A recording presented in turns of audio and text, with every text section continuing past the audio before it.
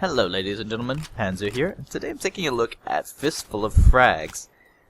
Now this is a standalone release of a Half-Life 2 mod of the same name.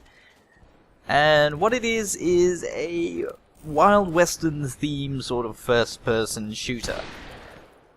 And it's a pretty competent one at that. I've been having a lot of fun with this one. So, in this game, one of the main features that I actually have is a load of weapons. There's really high weapon variety.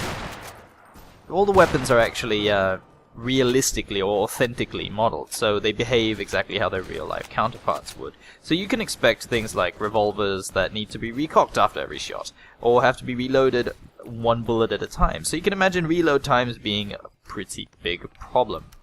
Also, revolver fanning, which is where you use both hands to sort of recock and fire at the same time for greater rate of fire, is actually a real thing.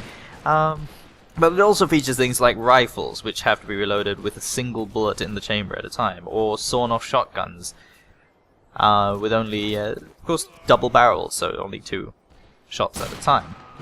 That is a thing. But the weapons themselves also are dual-wieldable, if that's a word. And what that means is you can actually mix up any combination of weapons that you know, one-handed weapons, to make a dual-wielding combination. For example, if I want a revolver and a sawn-off shotgun in either hand, I can do that. It's a lot of flexibility, and you can definitely create some very unique and varied combos, which can be very effective at certain times. Now, some weapons are outrightly better than the others, and how this actually is balanced I'll get onto in a second. But one thing I do want to cover, though, is the melee combat, because there are a variety of different things you can do. Now, of course, there are the standard bare-knuckle fist-fighting, sort of boxer type thing that you can do, and that is your base melee weapon, but you can also equip things like brass knuckles, which in addition to doing slightly more damage, you also have the ability to knock a gun out of a player's hands by doing that. At the same time, there's also a kick, which you can use at any time, even when holding a gun in both hands. However, there's a penalty to that, is that you can't move while kicking, and you can't reload while kicking either, so there is a downside to it. But what it does also give you is a quick access melee that you can also do. In addition to that, there are things like throwing knives, hatchets, amongst others, that are decent melee weapons, and also there's a perk that allows you to throw your pistol at the enemy if you so choose.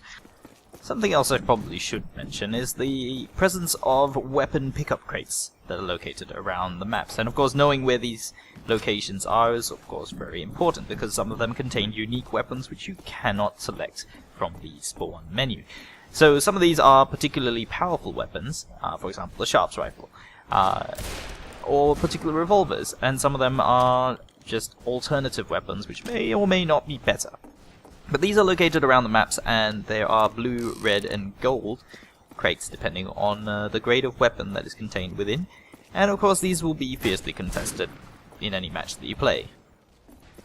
So there's definitely a lot of things that you can do in that. Now I want to talk about the scoring system, because the game does feature 2 modes. There is a deathmatch and a team deathmatch. When I say team deathmatch, it's actually a 4-way team. So it's pretty chaotic, as you can imagine, but probably not as chaotic as a free-for-all deathmatch, but you never know. So how that actually works is the points are gained for getting kills, obviously, and you get additional points, or notoriety points as they call them, for kill streaks. So if you're going on a long kill streak, you get a bonus notoriety points for every time you kill. But how do we balance weapons then? Because, you know, you don't win by getting the most number of kills. How that actually works is the weapons are given a rating based on skill required. So if a weapon is more difficult to use, for example a hatchet might be more difficult to get kills with because you have to be within melee range, you could get 12 points for getting that. Similar if you were to get a brass knuckles or a kick kill, you would get 12 points. But if you were to use something like a Sharps rifle, which does very high damage and is highly accurate, most of the time is a one-hit kill weapon, you would only get 4 points for that. So you'd have to get 3 points to make up the same amount. Have to get 3 kills rather to make up the same amount of points as a player using melee weapons.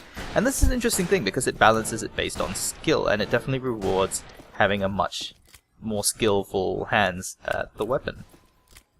And this is one thing about the game that I think makes it a lot of fun, because it does require a decent amount of skill without overwhelming you. If you choose to play with very simple weapons, you might get a lot of kills, and who knows, you might even win the match by doing that.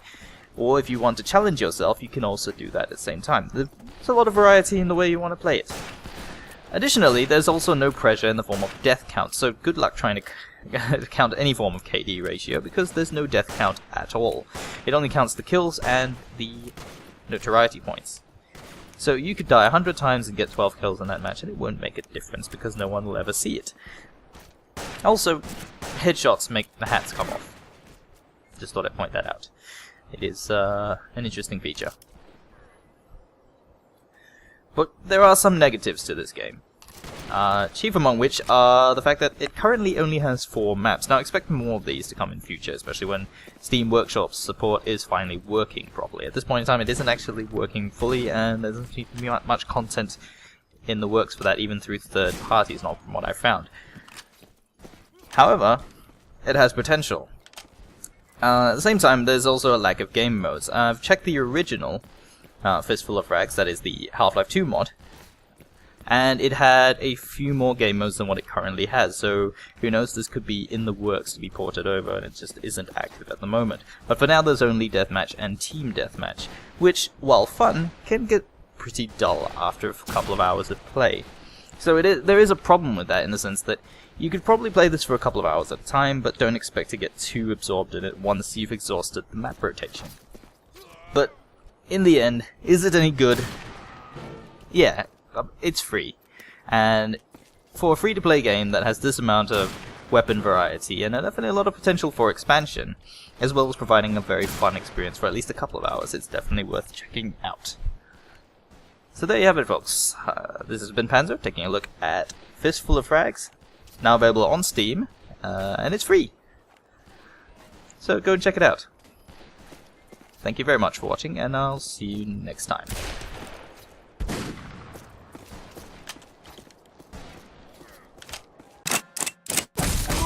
Kill.